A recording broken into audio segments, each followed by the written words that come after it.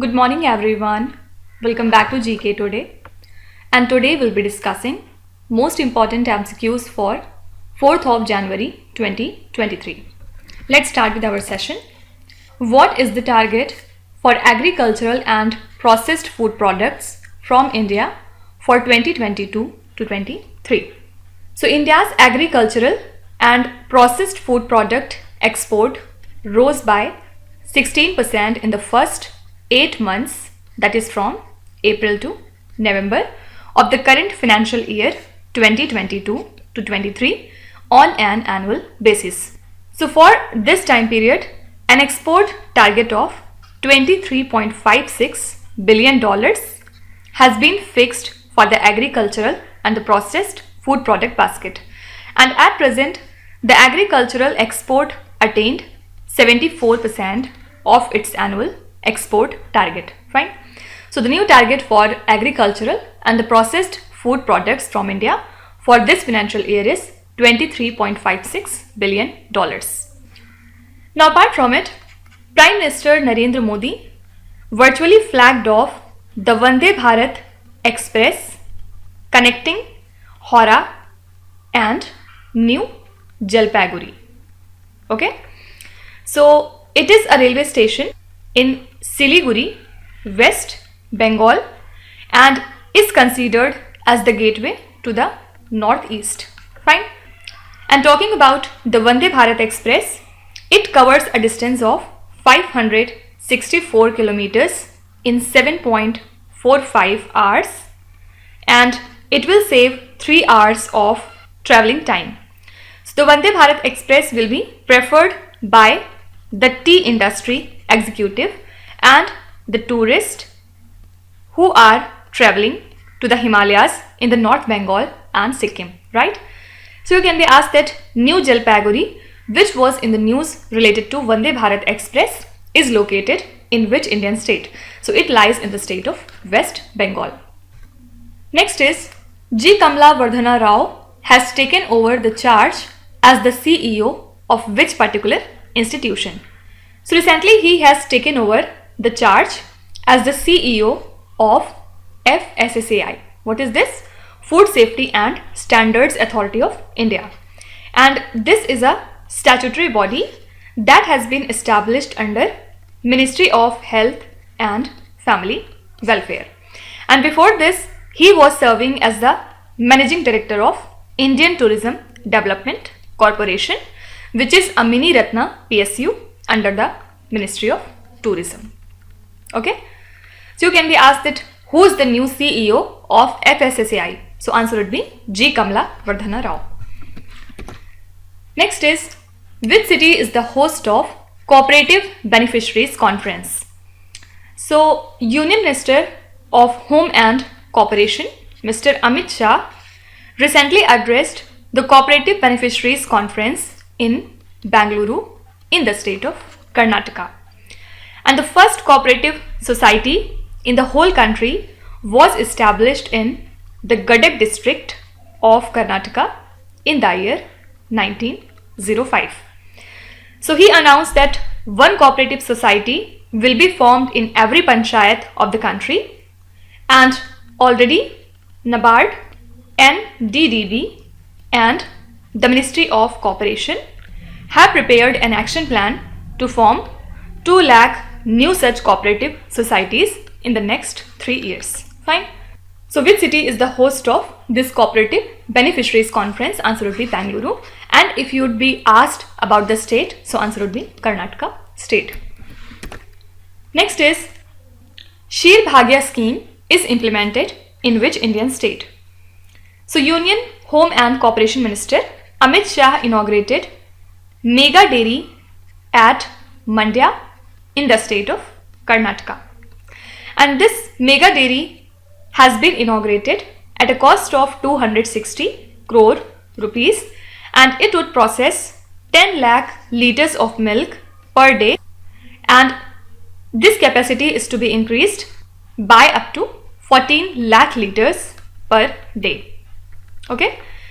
So to remove the malnutrition among the children through the Ksheer Bhagya scheme, milk is being provided to 65 lakh children in the government schools and 39 lakh children in the Anganwadis in the state of Karnataka, obviously. Okay, so this scheme is from the Karnataka state. Next is, which company is acquiring Ford India's manufacturing plant?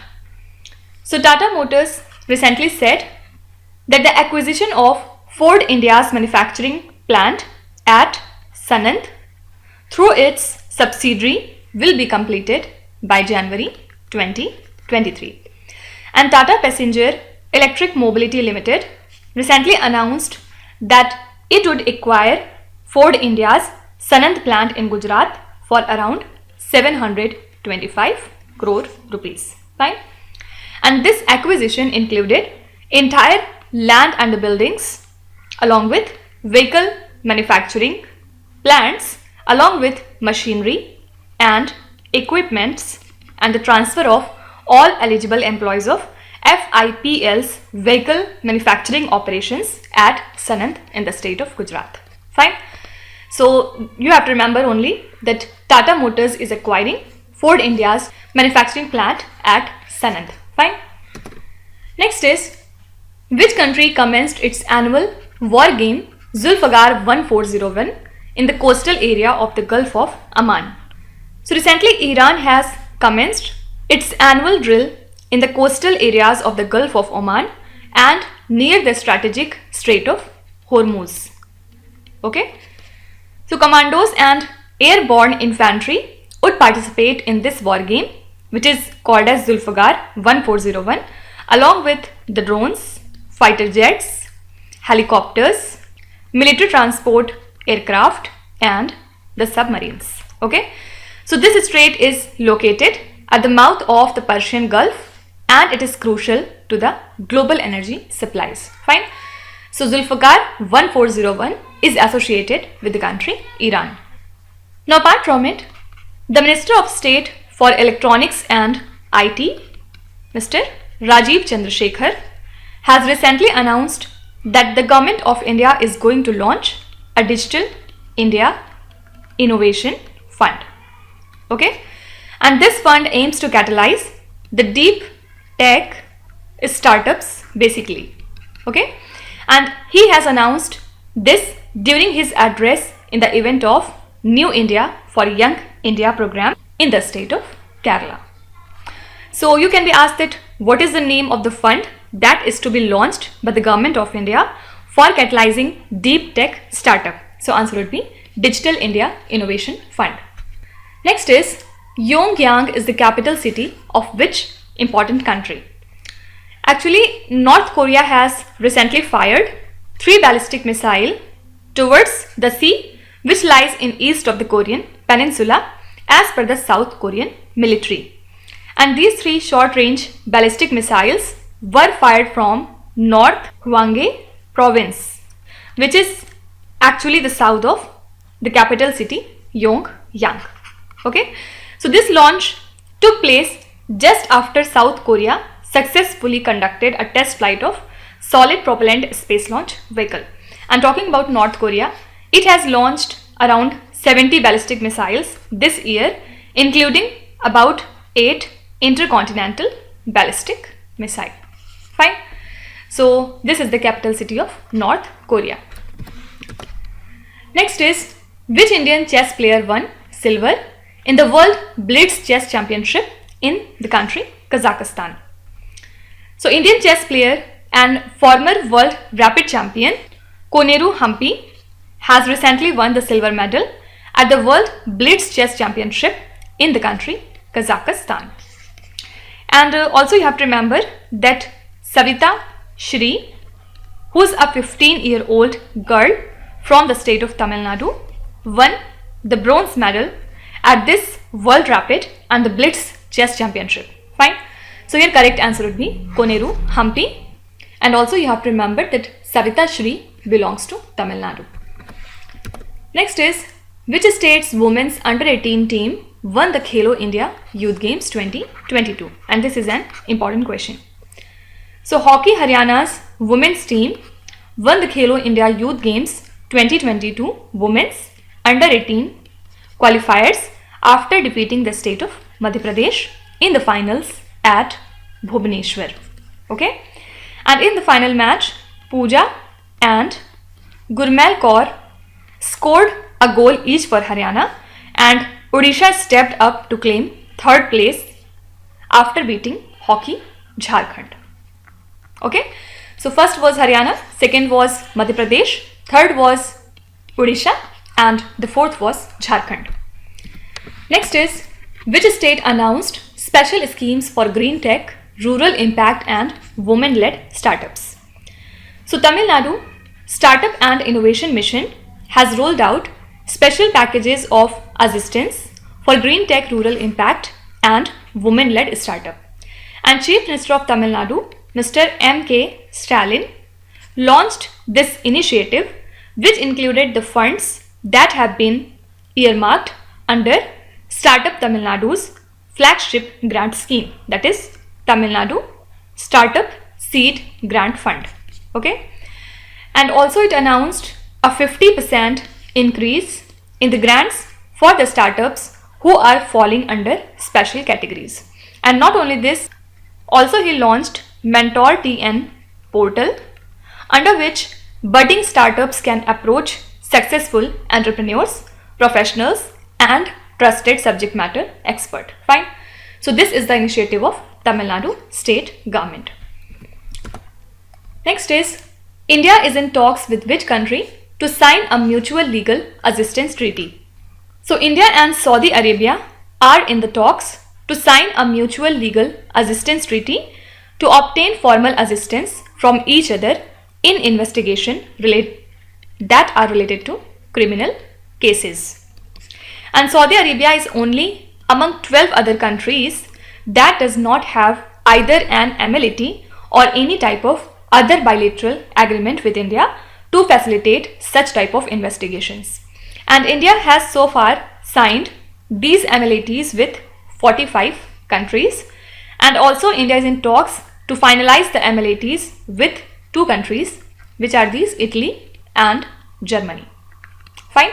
So currently we are in talks to sign this treaty with the country Saudi Arabia. And last question says, which union ministry is developing the eco parks on reclaimed land and to promote the mine tourism? So Union Coal Ministry is developing the eco parks on reclaimed land and to promote the mine tourism. And as part of the ongoing efforts, 8 eco parks have been constructed recently in different parts of the country, and 2 more such parks will be completed in 2022 to 23. Also, a memorandum of understanding was recently signed between NCL and Madhya Pradesh Tourism Board. Why? To boost Singrauli Eco Tourism Circuit. Okay, so here correct answer would be Coal Ministry. Now there is one more ministry which is in news these days. It is Ministry of Rural Development. As we know that it has a program named as Din Dayal Antyodaya Yojana, National Rural Livelihood Mission. So recently it has launched the Prajwala Challenge. And what is this? So under the challenge, ideas are invited from the individuals, enterprises, startups and the private sector, civil society and others to transform the rural economy. Fine. So you can be asked that which union ministry has launched or is associated with the Prajwala Challenge. So you have to remember that it is Ministry of Rural Development. Fine. So these are the most important current affairs and the news from today. And now we'll come to our revision section. Which 3 categories we are covering today? First of all, we'll see recent appointments. At second, we'll talk about host and conferences. And at third, we'll see few important institutions that were in light these days. Let's start with the recent appointments. Who has been appointed as the chairman of the National Highways Authority of India? So NHAI has recently appointed Mr. Santosh Kumar Yadav as its new chairman. Anit Kumar Lahoti has been appointed as the CEO and chairman of which institution? So recently he has become our chairman and CEO of the Railway Board. and he has taken over this position from whom? So he has taken over from Mr. Vinay Kumar Tripathi. Pushpa Kamal Dahal Prachand has been appointed as the new Prime Minister of which country? Recently he has become the new Prime Minister of the country Nepal. Who has been appointed as the chair of B20 India to lead the business agenda during India's G20 presidency? Answer would be N. Chandrasekaran. Retired bureaucrat Arun Goel has been recently appointed in which position? So recently Arun Goel has become our new election commissioner. C.V. Ananda Bose has been appointed as the governor of which particular state? Recently C.V. Ananda Bose has become the governor of the state West Bengal. Who has been appointed as the chairman of the National Pension System Trust, that is NPS Trust? This is Suraj Bhan. Who has been appointed as the CEO of public broadcaster Prasar Bharati? Answer would be Gaurav Dwivedi. Okay. Next we'll be talking about important host and the conferences. Which city is the host of the first G20 Finance and the Central Bank Deputies meeting? Answer would be Bangalore city. This question is very important. Then second is also important, and here this question is also important because these all are related to G20. Which city is the host of the G20 Development Working Group meeting? Answer would be Mumbai. Which city is the host of the opening ceremony for the International Year of Millets 2023? So the host of opening ceremony for the International Year of Millet is Rome. Which state is the host of the FIH Men's Hockey World Cup 2023? So the state that is the host for this event is Odisha. Which city is the host of Technotex 2023, which is India's premier show on technical textile? Answer would be Mumbai. Which country is the host of the Asia and the Pacific Regional Meeting of International Labour Organization? So this is Singapore. Which city is the host of the first G20 Sherpa meeting held in India? Very important question. Answer would be Udaipur. Which Indian state hosts the Silkar Silhet Festival? So this festival is celebrated in the state of Assam. Fine. Now at last we'll be talking about important institutions that are in news. G. Kamlavardhana Rao has taken over the charge as the CEO of which important institution? So just we have talked about it. This is a repeated question. Answer would be Food Safety and Standards Authority of India. Which institution has urged the stock exchanges to set up investor risk reduction access platform? So recently SEBI has requested the stock exchanges that they should set up an investor risk reduction access platform. Which Indian institution's degree won silver prize in the best online program category in Wharton QS Reimagined Education Award? This is IIT Madras. It has won the silver prize. India signed $125 million loan deal with which institution to improve the urban services in the state of Tamil Nadu? Answer would be ADB, Asian Development Bank. Which institution has been named as G20 Science Working Group's Secretariat? So answer would be Indian Institute of Science, Bangalore. Which institution has set up Central Excise and the Service Tax Settlement Commission? So recently this commission has been formed by Central Board of Indirect Taxes and Customs. Which institution announced to set up a new institute in Malaysia? So IIT Kharagpur has decided that they would be setting up this new institute in the country, Malaysia. Which institution won the DSCI AISS Award for Best Security Practices in the Government Sector? Answer would be UIDAI. Full form is the Unique Identification Authority of India. Fine. So these are the few important institutions that are relevant for your exam. Now let's start with today's quiz. Here on the slide you can see 5 questions which have been taken from the past 2-3 days current affairs. Pause the video and try to solve each of these questions, and at the end of the lecture do not forget to share your scores in the comment section. So please be honest and do not cheat with yourself. So that's it for today. I hope you have liked the session. These were the important news and events from today, and we will meet again tomorrow with some more important current affairs. Till then, stay tuned. Thank you so much for watching, and please do not forget to subscribe to GK Today. With this, Minu Sahadsana signing off.